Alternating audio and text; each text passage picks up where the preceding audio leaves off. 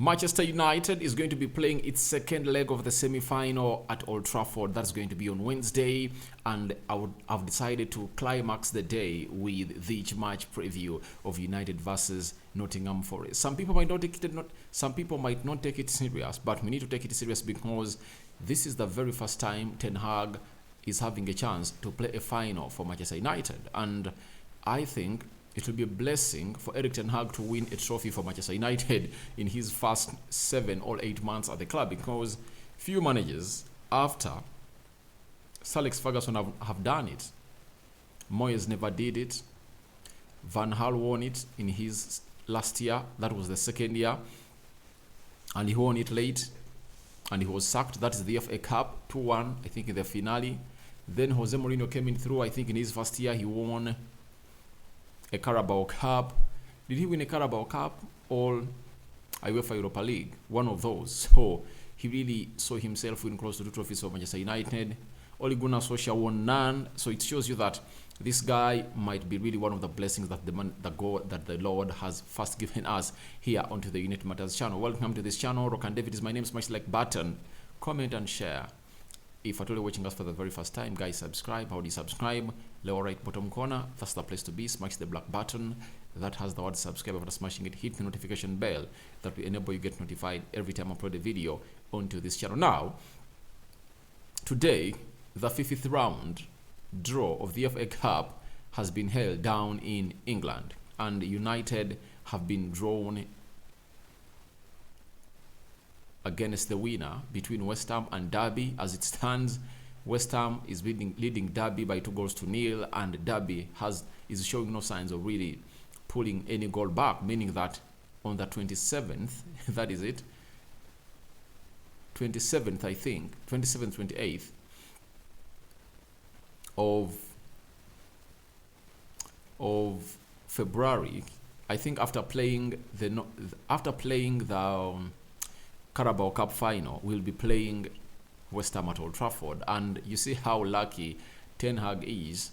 In all these knockout tournaments, CARABAO Cup, we've not gotten a draw that is away from home. Even in the FA Cup, we first played Everton, we played Reading at Old Trafford, and now West Ham is going to travel to Old Trafford, meaning that all what Ten Hag is having is luck into his game. So we are going to play West Ham in the 5th round of the FA Cup, meaning that that's going to be like the round of 16. You win that, you knock out West Ham, you go to the round of 8. That is the quarter-final, sixth round. After the 6th round, it's the semi-finals that are going to be played at Wembley. So we are just 2 games away. We are just 2-3 games away from playing a final of the FA Cup, meaning that if Atoli plays the final of the FA Cup, he would have played 2 finals in his first term as a Manchester United manager. But remember, that will happen if at all we really get a win against Nottingham or a draw on Wednesday. So, and today is when Bruno Fernandes signed for Manchester United from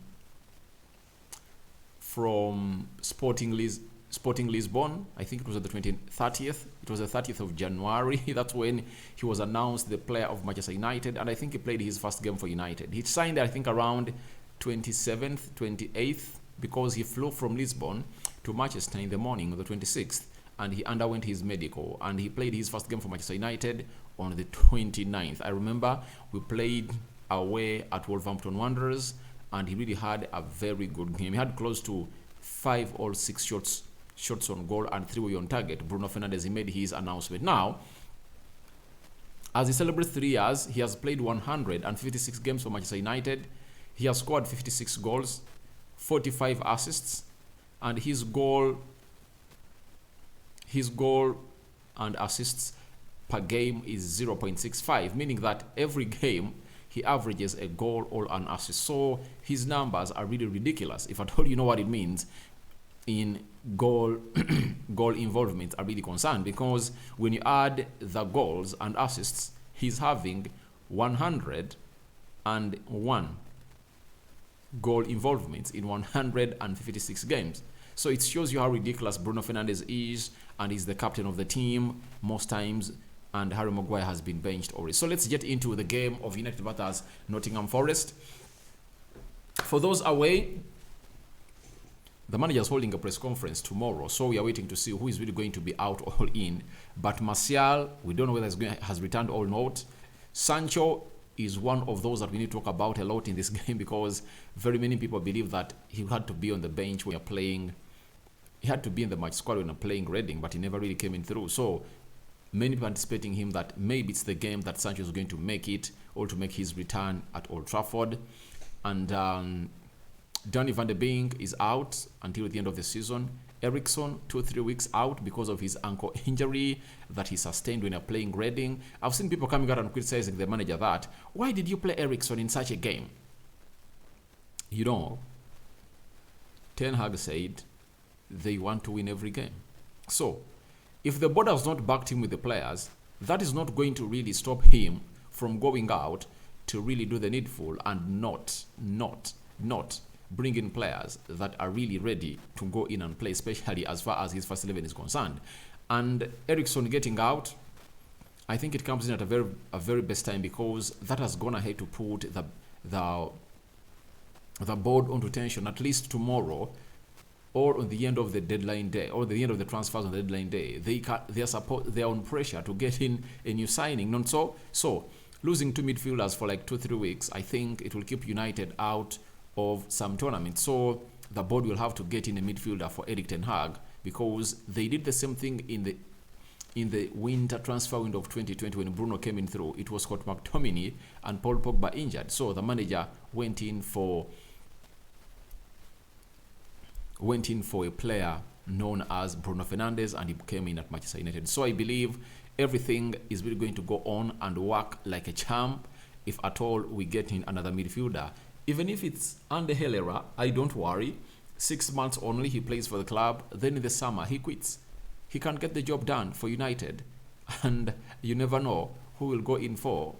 But I think we are supposed to go in for a player who is really going to really put us in a better position in that midfield, as these other players really return, especially Eriksen. But he had nothing to do. He wanted to win this game of football, because if at all he doesn't really put in those players, we lose. We lose, because you saw how Reading went hard on us. And when the manager took off Casemiro, took off Eriksen, took off Rashford, I think even Bruno was taken off, you saw how this side looked like they are matching us. They are even a better match side. They started to attack us left, right, and center. We even conceded a goal. So it shows you that the manager needs to be backed, and if at all the players are not there, he's supposed to use those that are really available. However much he's stretching them out of the minutes they're supposed to be playing, but he has nothing to do, because there are players like Casemiro who are really untouchable, and so you can't do anything on them. So Luke Shaw is expected to return. By the way, he was having a little bit of illness. He returned and trained on Friday, but the manager never really wanted to risk him. Scott McTominay was also away, a little bit ill. We expect him to return, and obviously we expect the manager to go with the following team. So those are the players that are really away, but the rest of the players are really available. And let's get into this predicted starting 11 by the United Matters channel panel, as we think Erik ten Hag is going to go on and really stand in this game of football, because everyone has his own thoughts of what Ten Hag should go ahead and do. But I believe this manager knows that every manager in the world is rated according to the trophies that's really going ahead to win. Not the games you've won, not the clean sheets you've kept, but the number of trophies you've won. So in goal, I think it's not Butland, it's not Tom Heaton. You're not taking a risk.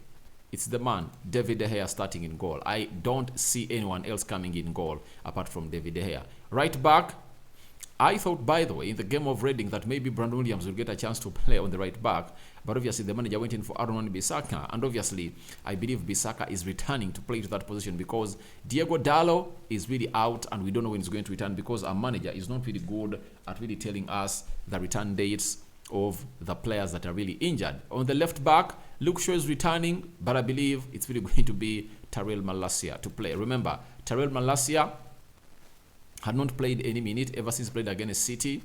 He never played the game of Crystal Palace. He never played in the game of Arsenal. So in the game of Nottingham, the manager brought him back and he played very well. Even in the game of Reading, he played very well. So I think the manager is going to keep him into this game of football, and I think Luke Shaw will return over the weekend at Old Trafford when you're playing Crystal Palace in the Premier League. In the central defense, the game of Nottingham, we played with Lisandro Martinez and Victor Lindelof. In the game of Reading, we played with Lindelof and Harry Maguire. This time round, I believe this partnership is really returning. Rafael Varane playing on the right side of the central defense, and Lisandro Martinez is going to be playing on the left side of the central defense, because I believe Lindelof has played 2 games. He's going to rest him. Varane last played when you're playing Arsenal, and he was really substituted in the 90th minute. Then that means he has rested 2 games. He never played in the game of Nottingham. He never played in the game of Reading. So, but he was on the bench, meaning that he's still available, and the manager cannot really rest him for 3 games. I believe he's going to bring him to play this game of football as he prepares to play the next 3-4 games for the club of Manchester United, as we take on Crystal Palace, Leeds in a double header midweek, and obviously on the weekend. Then I think Barcelona will come in the mix. So those next 4 games, I think it's going to be crucial for Varane to play there. Lisandro Martinez playing 3 games consecutively against Crystal Palace, against Arsenal, and against Nottingham. Rested in the game of Nottingham, not Nottingham, Reading at Old Trafford. That was on Saturday. I believe he's going to return and play a very huge impact, a very huge part into this game of football. Now, in the central midfield, the double pivot of Eric Ten Hag, because he plays with the system of 4-2-3-1, I believe Casemiro is returning. Remember, he rested for a week. He never played against Arsenal, and he played against Nottingham. Then he played close to 75 minutes against Reading. He was taken off. I believe he's starting in this game of football. Then, without Eriksen, I think Freddie comes in through to play alongside Casemiro, and they really played very well. Casemiro scored a brace. Fred scored 1 and assisted 1. So these 2 Brazilians were really great. I called it the Brazilian massacre because the first goal was created by Anthony, and guess who scored it? Casemiro. Second goal was created by Freddy, and guess who scored it? Casemiro. Third goal, Freddy. Guess who created it? It was Bruno Fernandes. He is the only non-Brazilian player that was involved in the assist and goal creation of Manchester United as we played a team called Reading at Old Trafford. So I believe Casemiro is in superb form.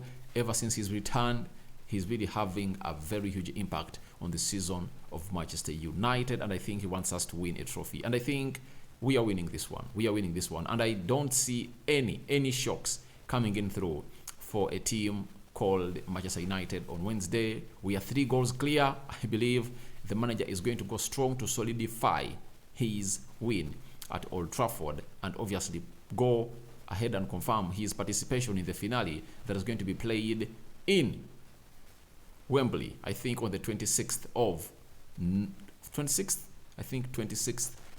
February. Not so.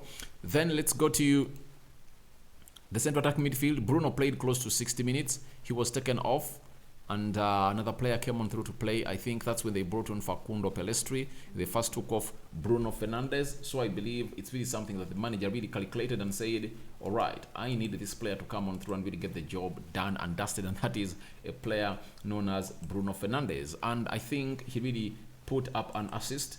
And if I told you to let me know of one of the most informed players of Manchester United, it's Bruno Fernandes. And this is where you would love to see Bruno be as far as what we call the form is concerned, because he's creating in goals and also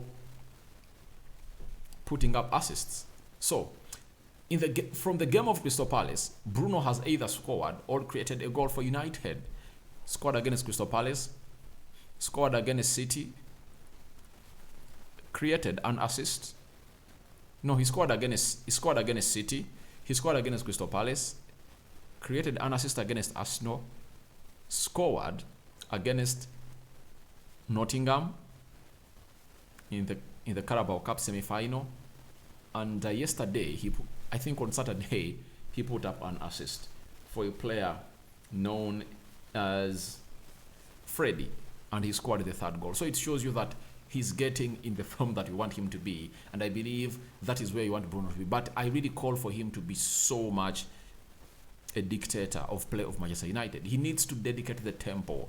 As Casemiro is really going ahead, Casemiro is going on ahead to act as the conductor for the team. We need to see Bruno acting as a dictator of pace and tempo, especially in front of or in the final third of the opponent. Sometimes he goes in for shots that are uncalled for, yet he would have taken an extra touch and obviously find out a well-placed play of Manchester United in the 18 yards box area of the opponent. So I don't see that happening this season, but I believe next season maybe Ten Hag is going to task him to be a more different player altogether. That is Bruno Fernandes Borges for you. And on the right side, I believe Anthony, with the rhythm and momentum he's really picking up, no reason of really benching him. That's why he played him 90 minutes in the game of Reading, because he has gone ahead to improve. He's more direct. He's making runs into right spaces, not going wide as he used to be when he came in through. He is going direct and cutting to the half spaces, but he needs to see himself not thinking of going in for the curling effort every time he reaches the edge of the 18 yards box area.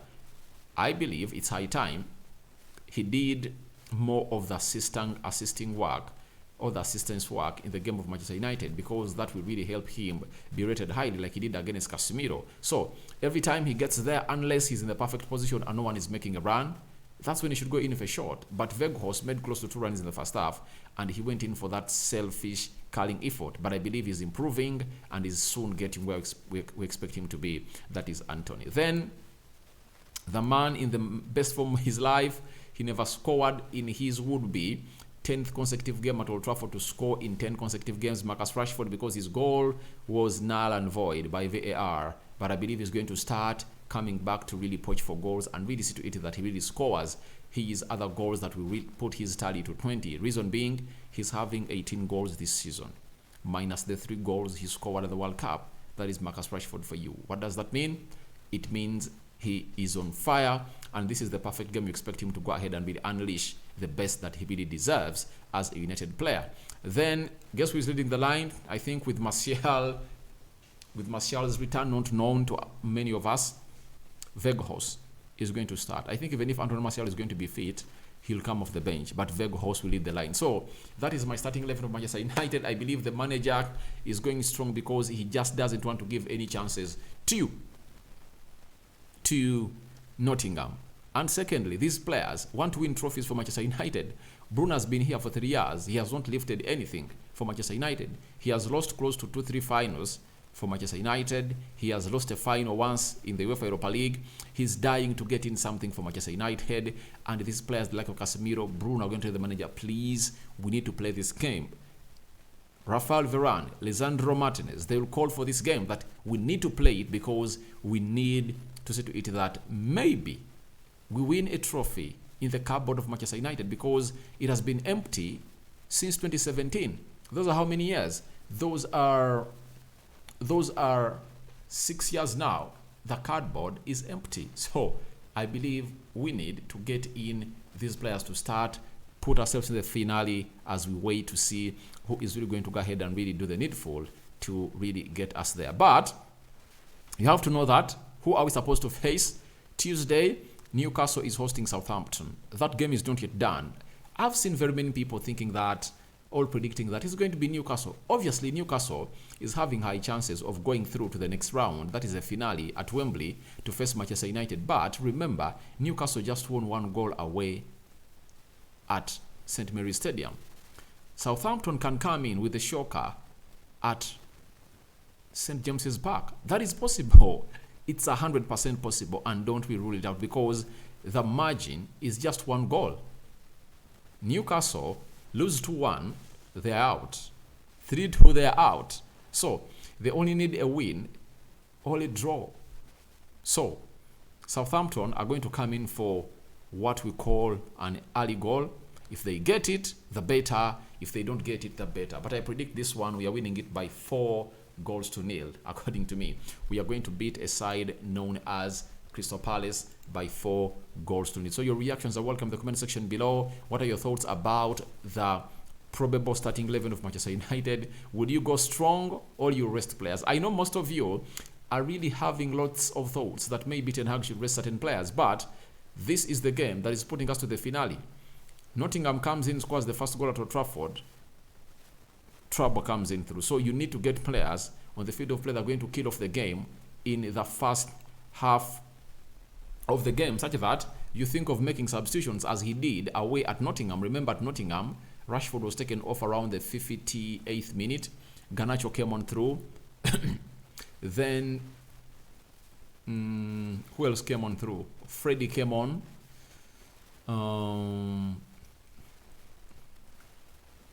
Facundo Pelestri came on and played some 20 minutes. Anthony Elanga came on through. Who else came on? Because he brought on like 5 players. So that is what the manager is all about, and that's what we call management is, and elite management is what I'm talking about. So your reactions to this story are welcome in the comment section below. Your predictions in the comment section below are also welcome. Rock and David remains my name. I'll sign out. See you later and good night, guys. Tomorrow, let's wait and see how the day is going to go, because it's all going to be about the deadline transfer window. Are United going to get Erik ten Hag any player? Let's wait and see which players and their agents are really going to put up onto the shop window for United to really choose one to come in and play for a club called Manchester United. May the Lord bless you abundantly. Don't forget to say a prayer before you go to bed. I'm out.